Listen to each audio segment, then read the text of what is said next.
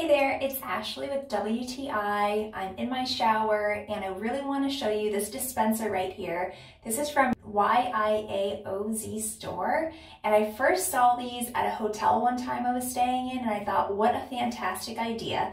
So I'm really happy that I received this. We have 3 dispensers here. They're silver and this is with the clear plastic. At the bottom, all you do is simply pull this in and the dispenser dispenses whatever you're using, and it is so easy to use. I also like that it is corrosion resistant. It's plastic, so if it falls, it's not going to break. At the top, you can actually lock this, and again, if you do have this in a public area or you have kids, it's great to be able to lock it. It's easy to fill. You simply take off the cap here and you pour in your liquids and you're done.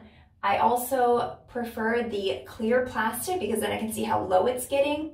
We've been using this for a while now, and I couldn't recommend this enough. Installation was a breeze. As you can see, you simply stick on this plastic right here, and this can be on tile, glass, marble, steel. So a lot of options for your application.